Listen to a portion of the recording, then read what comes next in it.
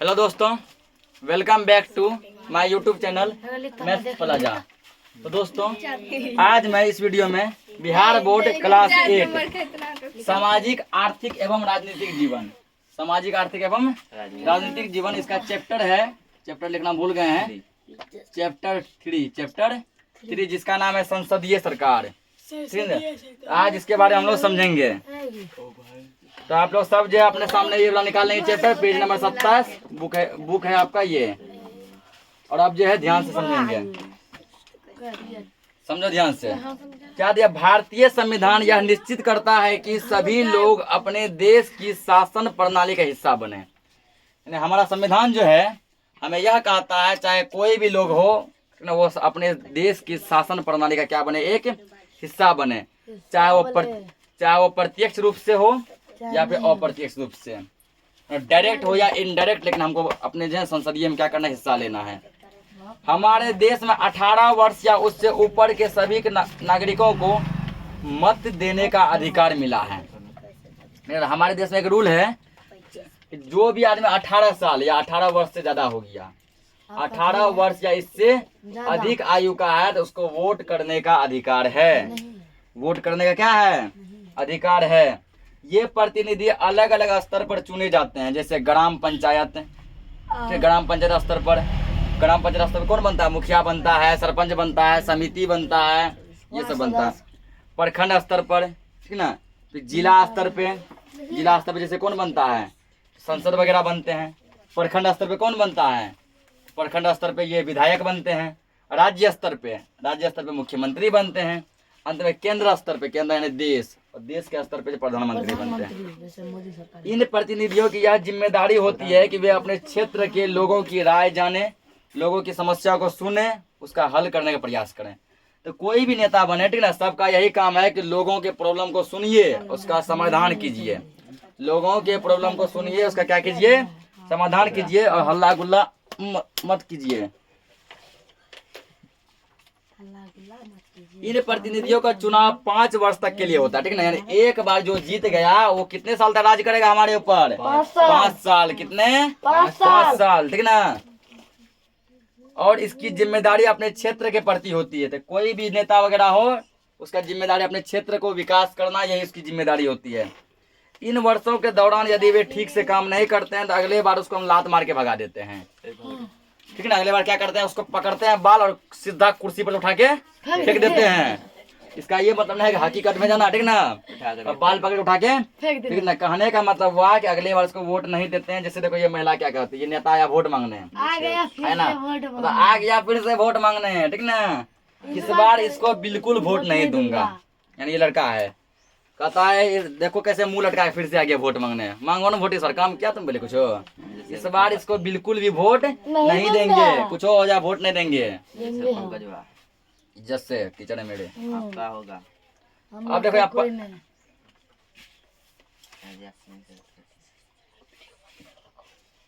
लोग स्थानीय शासन की इकाइयों जैसे ग्राम पंचायत से लेकर पूरे देश के लिए कानून बनाने वाली संसद तक सभी में शामिल होने वाले प्रतिनिधि का चुनाव स्वयं करते हैं। कहते हैं ग्राम पंचायत के लिए चाहे तुम वार्ड सदस्य को चुनो, सबसे छोटा था वार्ड सदस्य से छोटा कोई पद नहीं है, ठीक ना।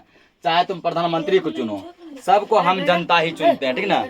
सभी को हम जनता ही चुनते हैं,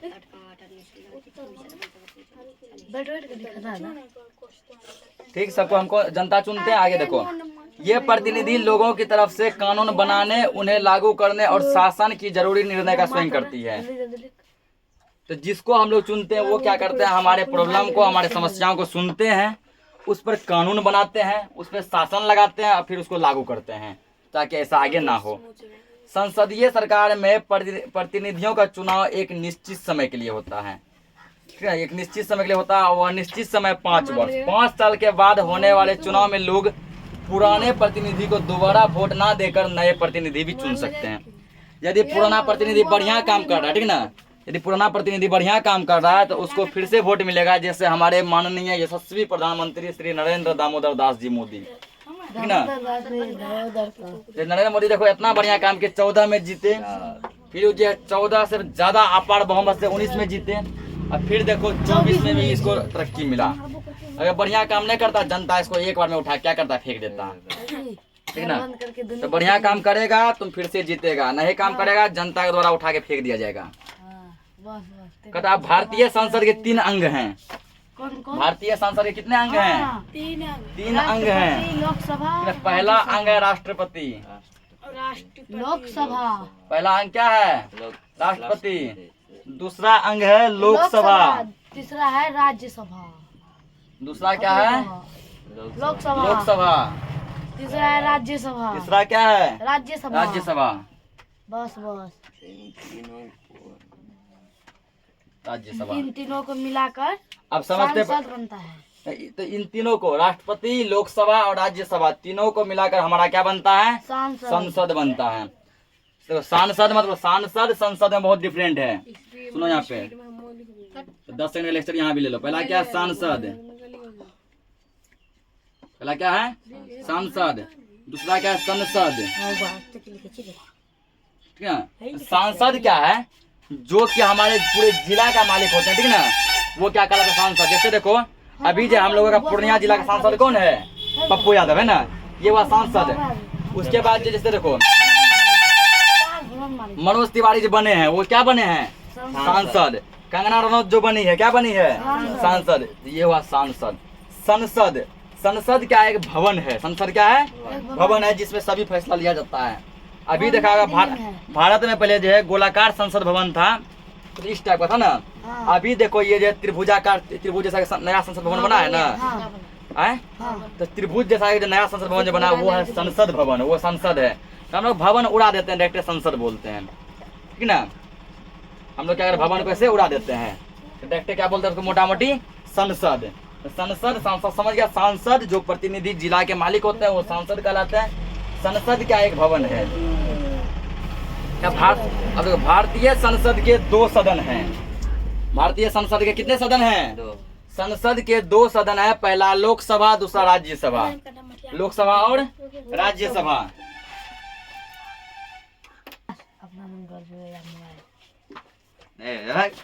अब देखो यहाँ पे, तो संसद का क्या पता है? 2 सदन, लोकसभा और राज्यसभा।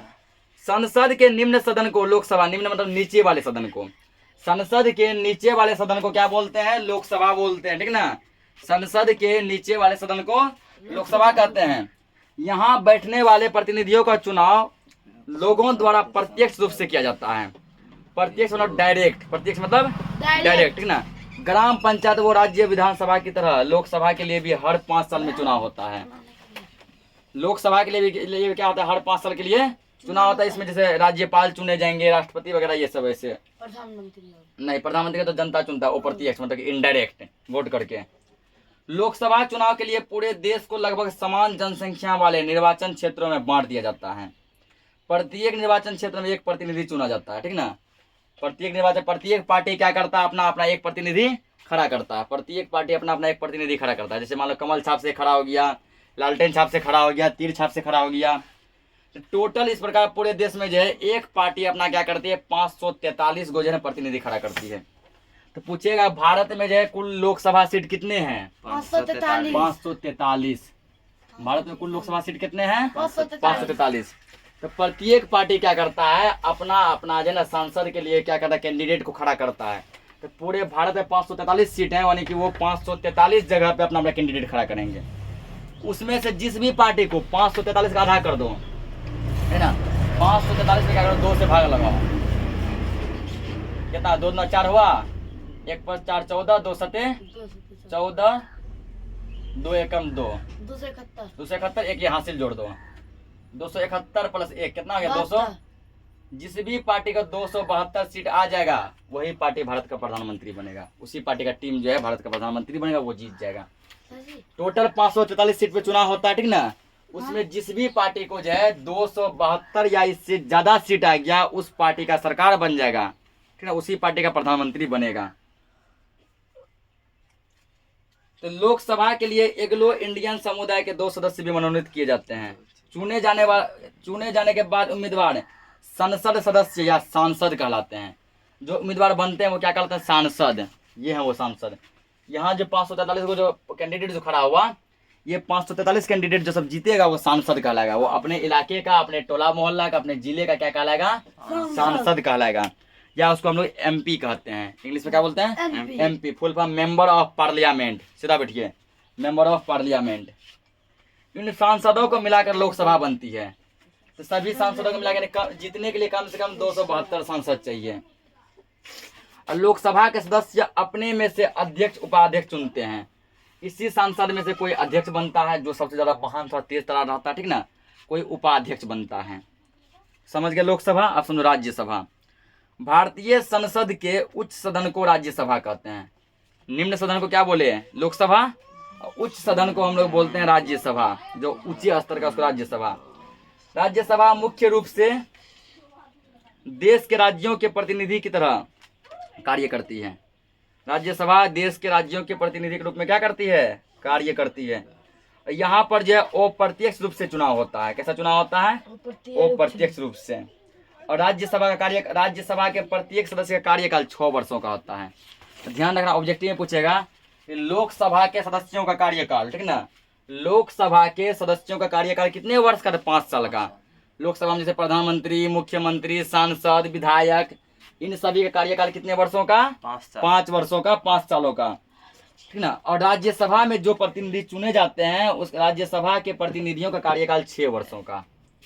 राज्यसभा के प्रतिनिधियों का कार्यकाल कितने वर्षों का? 6 वर्षों का। राज्यसभा के प्रतिनिधि 6 साल के लिए चुने जाते हैं। अगला देखो दिया अब राष्ट्रपति। तो संसद का तीसरा अंग राष्ट्रपति होता है, ठीक ना। राष्ट्रपति को संसद का तीसरा अंग माना जाता है। राष्ट्रपति को संसद का तीसरा अंग क्या होता है?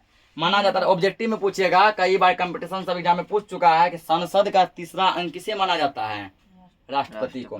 या राष्ट्रपति को क्या माना जाता है? संसद का तीसरा अंग। जिससे अभी वर्तमान में राष्ट्रपति कौन है? श्रीमती द्रौपदी मुर्मू। भारत के संविधान में राष्ट्रपति औपचारिक रूप से अपनी शक्तियों का प्रयोग प्रधानमंत्री के नेतृत्व में बनी मंत्री परिषद के माध्यम से ही करता है। मतलब भारतीय संविधान में राष्ट्रपति को जो डायरेक्ट अपने शक्ति का प्रदर्शन करने का योगदान नहीं दिया गया, मतलब कि ये अवसर नहीं दिया गया। वो प्रधानमंत्री के माध्यम से अपना शक्ति का प्रयोग करेगा। प्रधानमंत्री जो मतलब लागू करेंगे उस पर अपना हस्ताक्षर सिग्नेचर करेगी। यदि सहमत है तो, सहमत नहीं है तो बोलेगी नहीं गलत है, कानून क्या है? गलत है, वो सिग्नेचर नहीं करेगी और वो कानून वहीं रद्द हो जाएगा। यदि सहमत है तो सिग्नेचर करेगी। जैसे मान के चलो कि नोटबंदी हुआ, उस समय जो राष्ट्रपति था वो सहमत था, बोला फैसला सही है, सिग्नेचर मार दिया, तो ये पूरा देश में लागू हो गया। यदि वो सिग्नेचर नहीं करता तो नोटबंदी पूरे देश में लागू नहीं होता, ठीक ना। जैसे मान चलो कि अभी हाल फिलहाल तो नहीं है, कौन हो गया कुछ साल, अग्निवीर 4 साल वाला योजना आया था ना, जिसमें कि जिसके विरोध में कितना सारा ट्रेन उड़ेन कितना कुछ भारत में जलाया गया, कितना विरोध हुआ। तो राष्ट्रपति सहमत था, सिग्नेचर मारा तो वो कानून लागू हो गया, नहीं तो लागू नहीं होता। अब देखो सरकार का गठन। तो लोकसभा चुनाव के बाद चुने गए सदस्यों की सूची तैयार की जाती है, ठीक ना। तो सूची तैयार करते हैं। जिस राजनीतिक दल मतलब वही जो पार्टी, टीम, जिस पार्टी को, जिस टीम को 543 सीट में से कम 272 सीट मिलता है, जो अभी कैलकुलेशन करके बताया, 543 सीट में से कम कितना सीट मिलता है? कम से कम जो है 272 सीट मिलता है, ठीक ना। 543 में कम से कम 272 सीट मिलता है। वही पार्टी, वही टीम, वही दल क्या होता है? जीत जाता है। यदि किसी एक दल को बहुमत की जरूरत 272 सीट ना मिले तो वो एक अधिक दल मिलकर भी सरकार बना सकता है। जैसे मान के चलो कि कोई एक पार्टी को 272 सीट नहीं मिला, जैसे कि 2014 में बीजेपी अकेले अपने दम पे जीता था, नरेंद्र मोदी का पार्टी, ठीक, 19 में अकेले अपने बल पे जीता था, क्योंकि 272 से ज़्यादा सीट था। इस बार जो है उसको 272 नहीं बल्कि 240 सीट ही आ पाया, 239 से 40 सीट, जो कि इससे 30 कम है। इससे क्या है? 30 कम है, ठीक ना। अब बेचारा क्या, तब इस कंडीशन में क्या होता है, जब किसी टीम को जो है जीतने के लिए 272 सीट से कम सीट आ रहा है तो वो 2-3 पार्टी को मिला के जो आपस में सरकार बना सकता है। इसमें अब जो है जेडीयू आ गया, ठीक है, जेडीयू यानी कि नीतीश कुमार का party, Janata Dal United, LGP आ गया, ठीक है, लोक जनशक्ति पार्टी, चिराग पासवान का पार्टी है, ठीक ना, चंद्रबाबू नायडू का पार्टी, और भी कितने सारे पार्टी को मिलाकर क्या किया गया, टोटल जो है लगभग 300 सीट पुराया गया, 290 से 300 सीट पुराया गया, ठीक ना। और अंत में जाकर सरकार फिर इसी पार्टी का बन गया। तो जिस पार्टी को समझो कि 272 से कम सीट आता है ना, वो क्या करे, 2-3 टीम मिलाकर जो है गठबंधन करके सरकार बना सकता है। इसको कहते हैं हम लोग गठबंधन सरकार। इसे क्या कहते हैं? गठबंधन सरकार। बस तो इसी के साथ ये दिया तुमको 1984 का नतीजा। 1984 में चुनाव हुआ था, उसी का ये दिया है कि किसको कितना सीट मिला था। 1984 में देखो भारतीय जनता पार्टी यानी भाजपा का जो नरेंद्र मोदी का पार्टी है उसको मात्र 543 में से 2 सीट आया था, ठीक है। यानी कि जितना भी सीट पे लड़ा होगा 100-150 जो भी सीट पे, इसको 2 सीट केवल मिला था उस टाइम जो भी इसका हेड होंगे, ठीक है। और उस टाइम सबसे अधिक किसको था? तो भारतीय राष्ट्रीय कांग्रेस को था। कांग्रेस वही जो अभी हाथ छाप है राहुल गांधी का, उसको अधिक सीट था।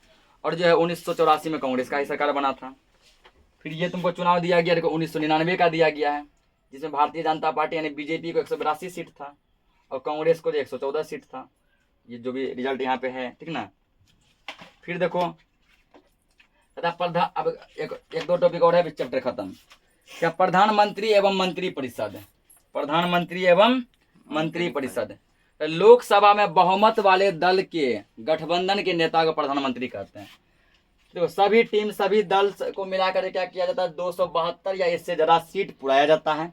यदि किसी को डायरेक्टली 272 या उससे ज्यादा आ गया तब तो गठबंधन का कोई नौबत ही नहीं आता है, जिस टीम को आ गया। तो उसी में से क्या होता है, ठीक ना, तो 543 में यानी कि 543 में से 272 आदमी जो चुना गया, जो जीत के आया, इसी 272-300 में से क्या होता है, ठीक ना, कि एक कोई जो सबसे जो पूरा तेज तरह जो तगड़ा व्यक्ति रहता है उसको प्रधानमंत्री चुन लिया जाता है। क्या कर लिया जाता है? प्रधानमंत्री चुन लिया जाता है। प्रधानमंत्री पद के लिए नियुक्त किया जाता है। राष्ट्रपति की सलाह से प्रधानमंत्री अन्य मंत्रियों की नियुक्ति करते हैं। फिर जब वो प्रधानमंत्री बन जाते हैं, राष्ट्रपति की सलाह से वो क्या करते हैं? अपने मंत्रिमंडल तैयार करते हैं। ये बनेगा खाद्य एवं सुरक्षा मंत्री, ये रेल मंत्री, ये गृह मंत्री, ये शिक्षा मंत्री, ये रक्षा मंत्री, ये विदेश मंत्री, ठीक ना। ऐसे वो अपने अनुसार जो उसके नज़र में अच्छा पूरा रहता है कर्मठ आदमी, उसको वो चुनते हैं, ठीक। अरे संसद के कार्य, संसद को मुख्यतः निम्नलिखित कार्यों में बांटा गया है। पहला दिया विधायी कार्य, पहला क्या दिया है? विधायी कार्य। संसद पूरे देश या देश की किसी भाग के लिए कानून बनाती है। संसद जो है या तो पूरा देश में, संसद भवन जो है वहाँ जो कानून लागू होगा वो कानून या तो पूरा देश में लागू होगा या देश के किसी एक पार्टिकुलर भाग में लागू होगा। दूसरा दिया वित्तीय कार्य यानी पैसा को रिलेटेड, ठीक है ना, कि किस साल कितना खर्च है, किस साल किस राज्य का कितना खर्च जाएगा, किस साल किस देश का कितना खर्च जाएगा, ये सब। और तीसरा दिया है सरकार को नियंत्रित करना, मार्गदर्शन और जानकारी देना। यदि सरकार जो हमारा प्रधानमंत्री या मुख्यमंत्री यदि कोई गलत कर रहा है तो संसद के द्वारा क्या किया जाएगा, ठीक ना, उसको मार्गदर्शन दिया जाएगा, रास्ता सुझाया जाएगा, उसको जो है दिमाग दिया जाएगा, ठीक ना, आप जो ये काम कर रहे हैं ना ये गलत कर रहे हैं, ये जनता के हित के लिए नहीं है। फिर होता है संसद में एक चलता है प्रश्नकाल, प्रश्न पूछना, एक सीजन चलता है सीरीज, ठीक है, जिसमें कि उसका सीजन का नाम ही रहता है प्रश्नकाल। उसमें सभी व्यक्तियों को जो है, ठीक है, सभी व्यक्तियों को नहीं, सभी सांसदों को, जो टीम हार गया, जो विरोधी टीम है, ठीक ना, जो अपोजिट में विपक्ष में खड़ा है, उन सभी को भी अपना प्रश्न पूछने का अधिकार मिलता है। इसी के साथ ये चैप्टर क्या हो जाता है? खत्म। तो हम लोग नेक्स्ट लेक्चर में इसका क्वेश्चन आंसर करेंगे। तब तक के लिए जय हिंद। तब तक के लिए हम लोग घर जाते हैं।